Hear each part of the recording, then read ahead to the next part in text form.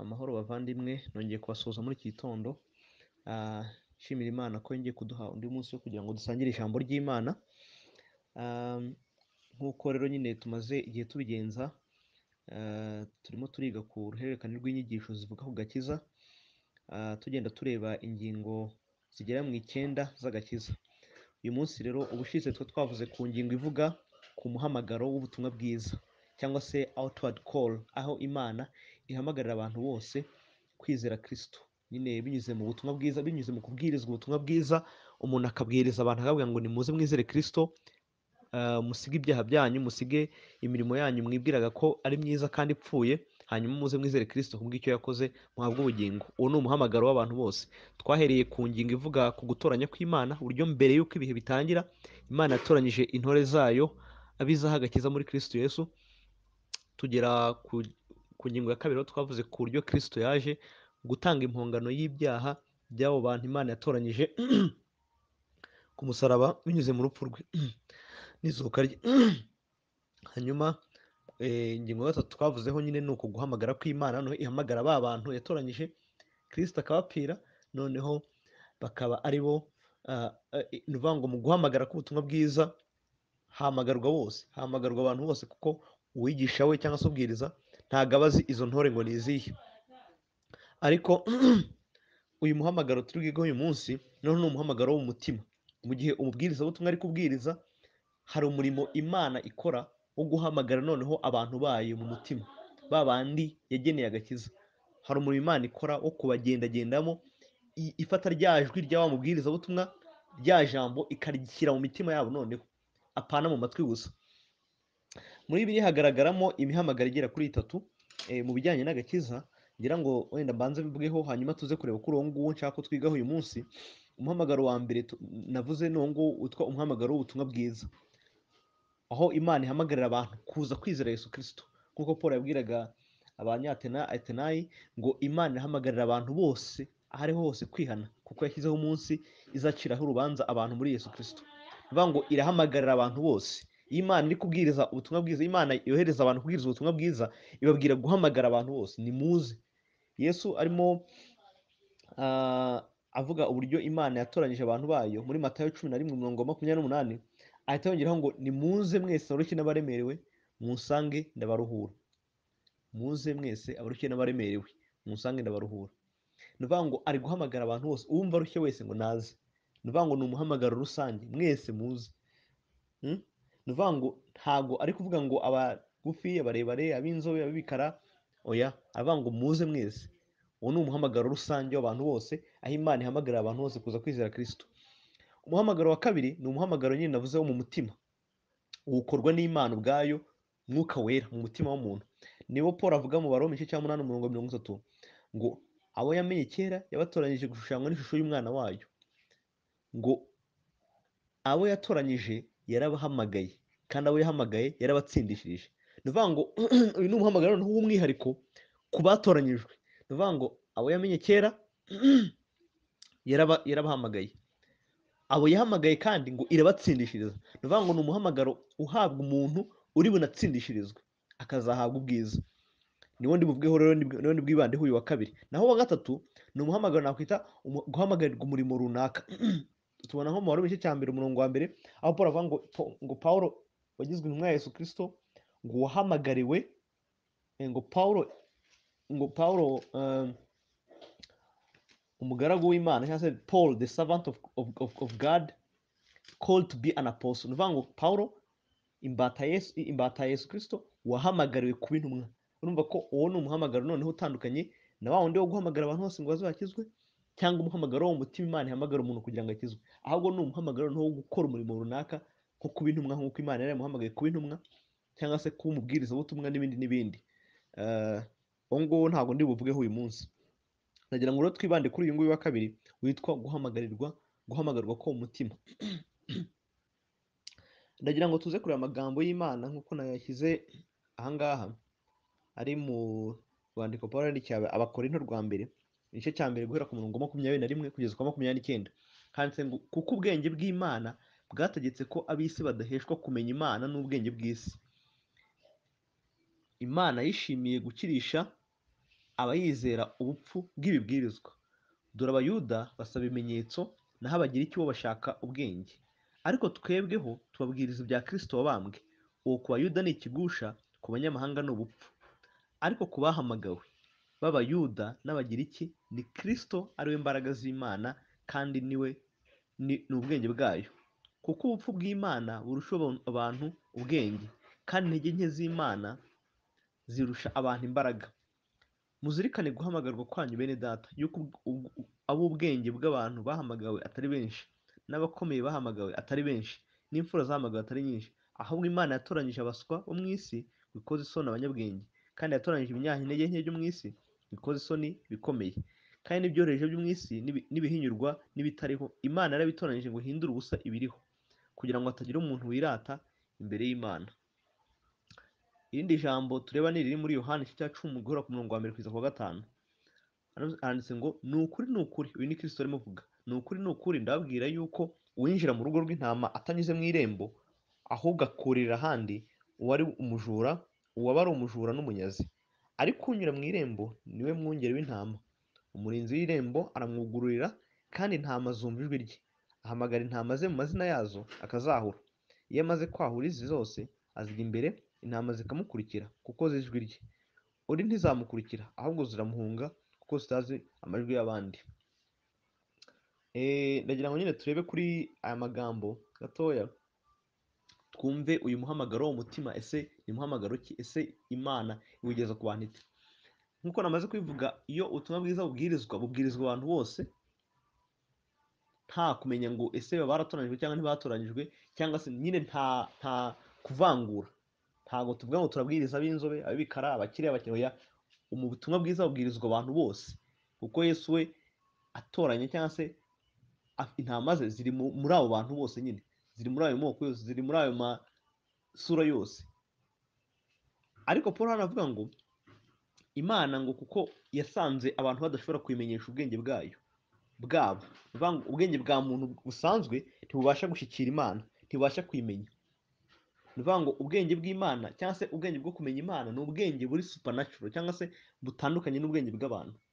Ntabwo wakwiga cyane ngo ugereho ubushyikire.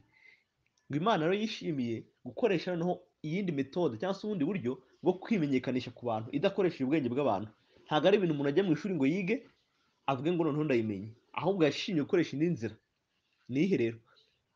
Noneho Paul agiye kwerekana ikigereranyo cy'abantu babiri, amoko abiri y'abantu bafite ukuntu bumva ibintu Paul abwiriza iyo ari guhamagara, iyo arimo abwiriza. Avuga ngo dore abayuda basaba ibimenyetso, naho abagira icyo bashaka ubwenge. Mu yandi magambo, abayuda kugira ngo bemere ko ikintu kivuye ku Mana, bisaba yuko ubakorera igitangaza, nk'uko byagenze mu butayu, ndetse n'imbere ya Farawo, ndetse no ku nyanja itukura, uko Mose yagiye akora ibitangaza. Na Yesu muri Yohana igice cya 6, igihe yari amaze guha abantu imitsima, arababwira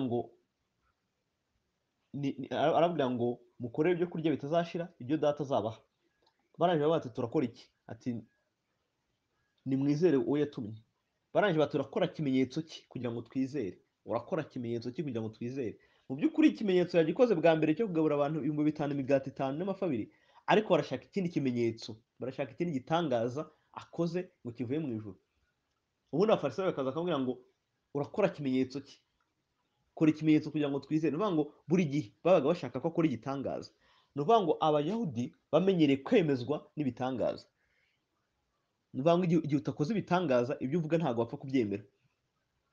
Naho ngo abanyamahanga cyangwa se abagira iki, bo ntabwo bemezwa n'ibitangaza, ahubwo bemezwa n'ubwenge. Impamvu Paul yakoresheje abagira iki cyane nk'ikimenyetso, nk'abahagarariye abanyamahanga bose, ni uko bagira icyo aribo bari abahanga muri icyo gihe mu banyamahanga. Ariko aravuga ngo bo barashaka ubwenge kugira ngo wemeze umunyamahanga, kugira ngo wemeze umugira iki, ni uko uzana filosofi. Niho abahanga bose bakomoka, abitwa ba Sokrate, abitwa Aristotle, abitwa Plato, n'abandi bagiye babaho bakomeye, ba Archimedes, mwagiye mwiga mu mateka na za siyansi. Rero abagira iki, bo ikibemeza ni uko uzura umuhanga, ukatubwira amagambo y'ubwenge arimo filosofi ihambaye, ibintu bihanitse nyine umuntu adashobora gupfa gushyikira, bishyikirwa n'abahanga. Aravuga ngo abayuda bo bemezwa n'ibitangaza, abanyamahanga bemezwa n'ubwenge. kandi Pawulo aje kubwiriza ubutumwa bugomba kwemeza abantu. None arakora iki muri ibi ngibi bibiri? Arabakorera ibitangaza kugira ngo bemere ko ibyo avuga ari ukuri, cyangwa arakoresha ubwenge budasanzwe kugira ngo ibyo avuga bemere ko ari ukuri? Ese umuntu ugiye kubwiriza ni iki gituma umuntu abasha kwemera ubutumwa bwiza? Ese ni ubwenge akoresha bwinshi, cyangwa ni ibitangaza akora kugira ngo byemeze umuntu? Dore rero Pawulo we icyo akoresha, umurongo wa 23, ariko twebweho tubabwiriza ibya Kristo wabambwe. Bamwe barashaka, igice kimwe kirashaka ibitangaza, ikindi kirashaka ubwenge. Paul nta na kimwe abaha muri ibyo ngibyo, ahubwo ngo we ababwiriza ibya Kristo wabambwe. Kiriho ni ikibazo. Ni ukuvuga ngo umuntu ushaka igitangaza warangiza ukamubwira ngo umuntu ndi kukubwiriza ngo wizere yarapfuye, baramubambye. By the way, ku Bayahudi kubambwa cyari igisebo, nk'uko byanditswe mu mategeko ngo havumwe umuntu wese umanitse ku giti. None ubabwiye ko bazaniye agakiza mu muntu wabambwe? Ibyo ngibyo ubwabyo byabaga ari ikibazo. Naho Paul ahita avuga ngo tubabwiriza ibya Kristo wabambwe. Uwo ku Bayuda ni ikigusha. Ni ukuvuga ngo abikigusha kubera iki? Bari bazi ko ugiye kubabwira igitangaza, ngo umuntu waje agakora igitangaza nka Mose cyangwa nka Eliya bakaba bakibona. None ugiye kubabwira umuntu wabambwe ikivume ngo nicyo kigomba kubakiza? Ugiye kubabwira umuntu wagiye ku musaraba, iki nyine umuterorist bashyize ku musaraba, nuri kubabwira ngo niko gakiza kabo? Icyo ni ikigusha kuri bo. Ni ukuvuga ngo birabofendinga, birabagusha, birabarakaza. Niyo mpamvu ahantu Paul yaroga hose mu Bayahudi yabwirizaga bikarangira bamukubise cyangwa bamwirukankanye, kubera ko ibyo yaga babwira ni ikigusha. Ubutumwa bwiza ku Bayahudi ni ikigusha, kubera yuko bubazanira ikintu gihabanye n'icyo bashaka, ndetse ahubwo kibi cyane, kibofendinga, kibabangamiye. Uratubwira agakiza ukazana umupfu babambye ku giti, bamubambye hagati y'ibisambo nawe ari igisambo. Ni ukuvuga ngo icyo cyari ikigusha, kuko baba bashaka uwakoze ibitangaza niwe bemera. Nubwo ibitangaza Kristo yabikoze, ariko kuba yarapfiriye ku musaraba ntacyo byari bimaze kuri bo. Kuri bo rero yari ikigusha. Niko n'uyu munsi bimeze. Abantu benshi ubutumwa bwiza ntibabwemera kubera ko ngo bashaka ko dukora ibitangaza, bagakurikira abakora ibitangaza ngo baruganye n'abandi, kubera ko nyine abantu imitima yabo ikunze ibitangaza. Ariko Pawulo yabwirizaga, ntabwo yabwirizaga ibitangaza, ahubwo yabwirizaga Kristo wabambwe ku musaraba. Abanyamahanga ho bimeze bite? Abanyamahanga bo ngo nabo barashaka ubwenge. Yagera muri abo banyamahanga, aho kubabwiriza ubwenge akabwiriza Kristo wabambwe. Uwo rero ku banyamahanga, ku murongo wa 23, ngo ku banyamahanga ni ubupfu, foolishness. Turashaka wisdom, none uratuzanira foolishness. Turashaka ubwenge, none uratuzanira ubupfu, ubujiji. Ni gute tubwira ngo umuntu wapfuye wo muri Isirayeli tutanazi, umunyacyaro utuye iyo ngiyo, nyine nta gitabo yanditse, nta filosofiya tuzi, wabyose tubwira ngo yarapfuye, ngo ngo niwe tugomba kwizera tugakira? Kuri bo nyine barumva nta logic irimo, nta bwenge burimo. Ubusanzwe niyo umunyamahanga yumvaga nyine ngo umuntu ni intwari, bumvaga ba Alexandre the Great, Alexandre the Great wafashe ibihugu, ari umunyentambara ukomeye, ari umujenerali ukomeye. Bakumva nyine abafilosofi babo bazana order muri society, bazana nyine kumvikana no kubana neza muri societe kubera ubwenge bwabo. None uri kutuzanira umuntu wapfuye, wabambwe ndetse ku musaraba, wabambwe azira kuba nyine ari umunyabyaha, yashyizwe ku giti. Kuri bo byari ubupfu ibyo bintu. Kubabwira ko agakiza kazava mu rupfu rw'umuntu, kuri bo ni urupfu, ni ubupfu. Ngo uwo nguwo Kristo wabambwe ku Bayuda ni ikigusha, kuko si cyo bashaka, barashaka bitangaza. Ku banyamahanga naho ni ubupfu, kuko si cyo bashaka, barashaka ubwenge. Ariko ku murongo wa 24 niho nshaka gutinda, ngo ariko kubahamagawe b'Abayuda n'Abagiriki ni Kristo ariwe mbaraga z'Imana kandi ni ubwenge bwayo. Ni ukuvuga ngo muri za kategori ebyiri z'abanyamahanga n'Abayuda, ni ukuvuga ngo Abayuda bose babwirizwa ubutumwa bwiza, bagahamagarwa umuhamagaro w'ubutumwa bwiza. Muri bo abenshi bakumva ubwo butumwa bwiza bubereye ikigusha, bakumva ntibakwiriye kubwizera. Abenshi bakirevolta, igihugu cyose kikavuga ngo nabambwe nabambwe. Ariko muri b'Abayuda ngo kubahamagawe muri bo, ni ukuvuga ngo muri Abayuda harimo agace gato k'abantu bitwa, cyangwa se kanini k'abantu bitwa ngo ni abahamagawe, the called ones. Ni ukuvuga ngo ab'Imana yagiye mu mitima igahamagara. Hari umubwiriza Paul wahamagaye ku munwa abwira abantu bose ngo baze bizere Kristo. Abenshi birabofendinga, birabagusha, ariko muri bo hagira abahamagarwa noneho undi muhamagaro utandukanye n'uwo muhamagaro w'inyuma. Abo ngabo bahamagawe ndetse no mu bagira iki nuko bimeze cyangwa se abanyamahanga. Ni ukuvuga ngo abanyamahanga nabo bose barabwirizwa, abenshi bakirevoluta, abenshi bakavuga ngo ibyo ni ubugoryi, abenshi bakavuga ngo ni ubupfu, ariko muri bo hakaba abantu bitwa ngo bahamagawe, hakabamo abantu Imana ubwayo ikora umurimo mu mutima wabo ikabahamagara. Abo ngabo rero abayuda n'abagiriki bahamagawe noneho ngo Kristo ahinduka imbaraga z'Imana kandi agahinduka ubwenge bw'Imana. Gute? Ni ukuvuga ngo ku bayuda muri rusange Kristo yahindutse ikigusha kubera ko bashaka ibitangaza, ariko bakabazanye urupfu. Ariko ku bahamagawe b'abayuda ntabwo Yesu bamubona nk'ikigusha, ahubwo bamubona nk'imbaraga z'Imana, kuko bashaka ibitangaza babibonye. Igitangaza bakibonye ukuntu Imana yatanze umwana wayo kugira ngo apfe mu cyimbo cyabo, igitangaza cyabonetse. Rero barabona nk'imbaraga z'Imana, bamubonyemo imbaraga z'Imana. Abanyamahanga nabo bashaka ubwenge, nubwo abandi batahamagawe bumvise ubutumwa bwiza ari ubupfu, b'abanyamahanga bo bumvise Kristo ahubwo aribwo bwenge bw'Imana. Ni gute Imana yahinduka umuntu ikambara umubiri yarangiza igapfa kugira ngo idukize? Bakumva ni ubwenge bw'Imana. Ibi rero biba ku bahamagawe gusa. Ni ukuvuga ngo nibo bonyine babasha kumva yuko cya kindi cyahindutse ubupfu ku bandi kigahinduka ubuswa ku bandi, kuri bo ahubwo gihinduka imbaraga z'Imana n'ubwenge bwabo. Ibi ngibi bigaragaza ko baba bahamagawe n'Imana. Abahamagawe rero ntabwo ari abantu bose bumvise ubutumwa bwiza, ahubwo ni abantu Imana yakozeho umurimo. Iyo umuntu amaze kumva ubutumwa bwiza, Imana ikora umurimo muri we wo kumuhamagara. Inyuma y'ijwi ry'uri kumubwira, nk'uko ndi kuvuga, humvikana irindi jwi mu mutima wawe. Turaza kubona uburyo ryumvikana, noneho rikwemeza ko ibyo bintu koko ari ukuri, ritandukanye n'ijwi ryo gukonvenka ry'ubwenge bw'umuntu. Kuko ubupfu bw'Imana 25 burusha abantu ubwenge, kandi intege nke z'Imana zirusha abantu imbaraga. 26 muzirikane guhamagarwa kwanyu bene data, yuko ab'ubwenge bw'abantu bahamagawe atari benshi, n'abakomeye bahamagawe atari benshi, n'imfura zahamagawe atari nyinshi. Biragaragara yuko umubare w'abahamagawe utaba ugendeye ku bwenge bw'abantu, cyangwa se abahamagawe ntabwo ari abantu basanzwe bafite ubwenge runaka. Ntabwo ubutumwa bwiza ari ubwenge uza ngo wemeze abantu, ntabwo ari ubwenge nza ngo nemeze abantu ngo nguhe argument ahagije kugira ngo ubashe kubyemera. Ahubwo nimba uri mu bahamagawe, nimba uri mu bantu Imana yahamagaye mu mitima, uhita ubyumva. Nubwo waba uri umuswa, ngo kuko si benshi bo mu bwenge bw'abantu bahamagawe, nubwo waba uri umukene, ngo kuko si na benshi bo mu mfura bahamagawe, nubwo waba kandi ngo ni uko nguko. Ni ukuvuga ngo abanyabwenge, abakomeye, nyine ntabwo bidepanda kuri icyo ngicyo, ahubwo bidepanda kugira ngo ubyumve. Ntabwo biva ku kuba uri muri abo bantu bakomeye, ahubwo biva mu kuba uri muri abantu Imana yahamagaye mu mitima. Ahubwo Imana yatoranyije abaswa bo mu isi ngo ikoze isoni abanyabwenge, kandi yatoranyije abanyantege nke byo mu isi kugira ngo ikoze isoni ibikomeye. Kandi n'ibyohereje byo mu isi n'ibihinyurwa n'ibitariho, Imana yabitoranyije ngo ihindure ubusa ibiriho, kugira ngo hatagira umuntu wirata imbere y'Imana. Biragaragara yuko guhamagara kw'Imana ni kwikorera kandi ikagukora uko ishaka, kandi ikagukora mu buryo buhabanye n'ubw'abantu, kugira ngo abantu batagira ngo byavuye ku bwenge bw'abantu.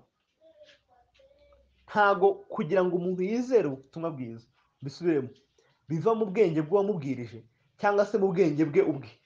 Ntabwo biva muri logike nyinshi afite zituma abasha gushyikira ibyo bintu, ahubwo biva mu kuba Imana yamuhamagaye mu mutima, ko Imana yakoze umurimo muri we wo gutuma yizera ibyo bintu.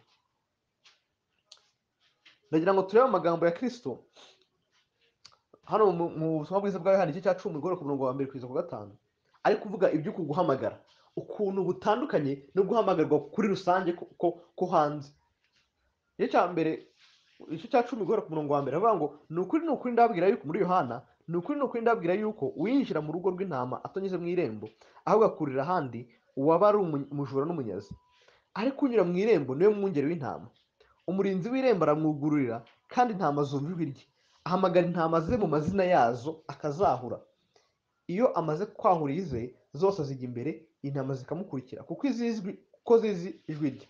Undi ntizamukurikira, ahubwo zamuhunga, kuko zitazi amajwi y'abandi. None shimwe. Ni ukuvuga ngo Yesu we nk'uko yamenyereye gukoresha ibigereranyo, ari gukoresha ikigereranyo cy'ubushumba n'intama. Mu gihe cya kera abantu bajya wenda kwahura amatungo ahantu kure, bitewe n'uko wenda aho bari hatakira ubutaka bita ngo kugisha, bakajyana wenda aho bari ubwatsi bwarashize, barangiza ngo bazigeza mu gace runaka aho bazijyanye intama zabo, hakaba hari nk'urwuri runini aha hantu, urwuri runini ku buryo bashobora kuharunda intama nyinshi. Ngewe nkazana izanjye, undi akazana ize, undi akazana ize, twese tukazishyira aho ngaho, wenda umurinzi w'urwuri akaba aziturindiye, twe tukigira mu mirimo yacu, tukazaza kuzifata igihe dusubiyeyo. Noneho ngo umushumba iyo yazaga, we yari afite uko ahamagara intama ze, ziravanze zose, ariko akagira nk'ikivugirizo avuga, ize zigahita zumva zigasohoka, akajya imbere yazo zikamukurikira, undi yaza nawe agahamagara ize, gutyo gutyo zikagenda zivangura. Kristo rero nicyo kigereranyo akoresheje nawe, aravuga ngo umuntu wese winjira mu irembo, winjira mu rwuri atanyuze mu irembo, aba ari umujura. Ari kuvuga ngo umuntu wese waje azanye mesaje mu mitima y'abantu atanyuze mu irembo, atanyuze muri Kristo, uwo nguwo yari umujura. Ngo ariko Kristo we yaje ngo ahamagara intama ze. Ni ukuvuga ngo abantu bose baje gukorekitinga, cyangwa se baje kubwiriza abantu mu isi, badahamagaye na Kristo, batanyuze muri Kristo, bose babaga baje gukora umurimo wabo w'ubujura, wo kuyobya abantu. Ariko Kristo aje, kubera ko ari we nyiri intama, ngo ahamagara za ntama mu mazina yazo. Ni ukuvuga ngo intama ze zo zumva ijwi ryo mu mutima, zumva ijwi ry'umushumba wazo. Ni ukuvuga ngo iyo ndi kubwiriza aka kanya, nimba uri mu ntama, iryo jwi urumva ari iryawe, ari iry'umushumba wawe. Iryo jwi uraza kumva yuko koko aya magambo ari ayawe. Ni ukuvuga ngo afite ururimi avuga, intama ze zikarwumva. Afite ikivugirizo akubita, intama ze zikacyumva. Iyo kivugirizo nta kindi, ni ubutumwa bwiza bwa Kristo. Iyo uri mu ntama uhita wumva ari ubwawe, uhita wumva ibyo ngibyo bivugwa ari ibyawe. Uko niko umuntu azuka, uko niko umuntu akizwa. Ni ukuvuga ngo ubutumwa bwiza buravugwa muri abantu 100, wowe ukumva ibyo bintu bavuze n'ibyawe, n'ubwandi bose babihakana, kubera yuko wumvise iryo jwi ari iry'umushumba wawe. Uryumvira he? Ngo umurinzi w'urwuri akingurira Kristo, yarangiza akinjira, akaza agasohora intama ye. Ni ukuvuga ngo cya gihu, wa mwijima wari urimo, wari wicayemo ukingiraniyemo, Mwuka Yera araza akawegezayo, agakingura, hanyuma Kristo akaza akagusohora muri wa mwijima, akagenda akakugeza mu bugingo buhoraho. Uyu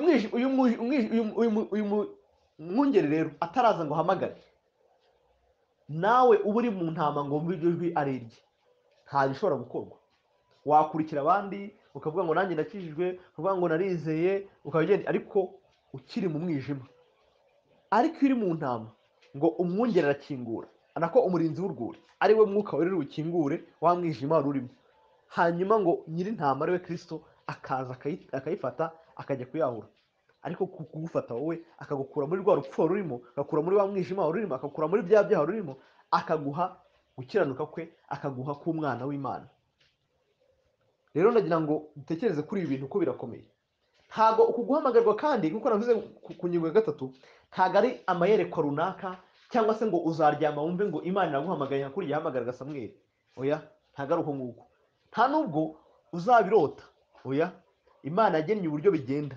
Ni ukuba hari kubwirizwa ubutumwa bwiza, warangiza Imana igakingura umutima wawe. Mu byakozwe mu gice cya 16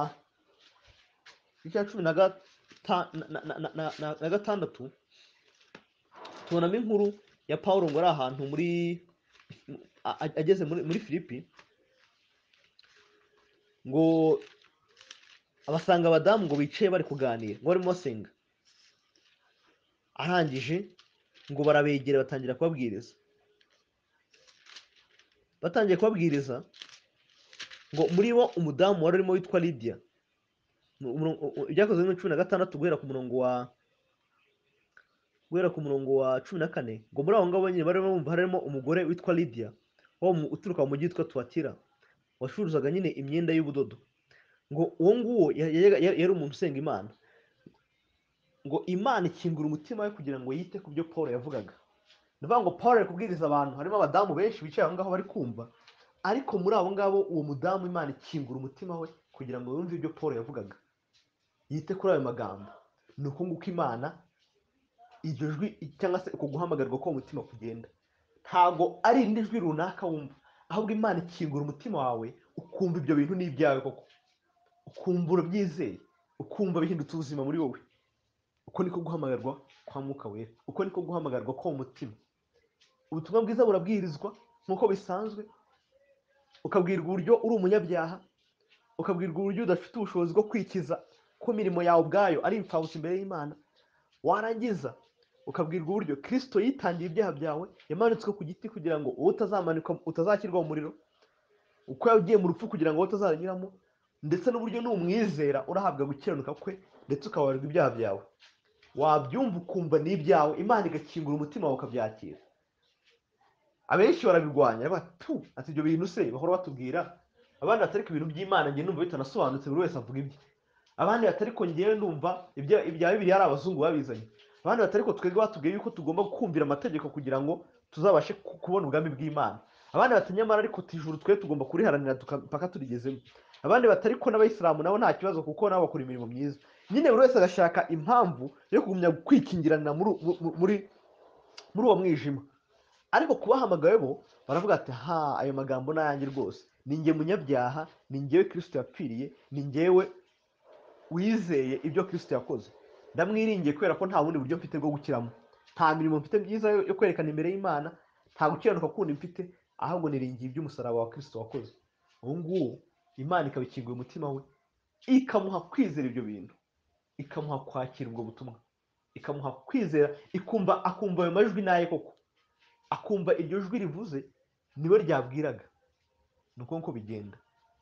Rero ndagira ngo dutekereze ku nanone ku mitima yacu, twirebe se guhamagarwa nanjye naguhamagawe, cyangwa nanjye mpora numva gusa nkumva nibisanzwe, ejo bakabivuga ubundi bakabisubiramo, ejo bakabisubiramo, ariko nkumva nta n'itandukaniro. Uguhamagarwa ni uguhamagarwa Imana ikora mu mutima w'umuntu igihe yumvise ubutumwa bwiza, ikamuha kwakira ibyo bintu yumvise ko ari ukuri mu mutima we, akumva ko ari ibye bitakiri rusange. Bajya bavuga ngo Yesu yarampfiriye, ntabivuge muri rusange ngo yaradupfiriye, ahubwo akumva ari we yapfiriye personally ku giti cye. Ndagira ngo mutekerezo abavandimwe, hanyuma dusabe Imana kugira ngo iduhe kwakira ijambo ryayo, nimba turi mu ntama zayo, natwe dukingurirwe imitima kugira ngo turyumve. Murakoze, Imana ibahe umugisha.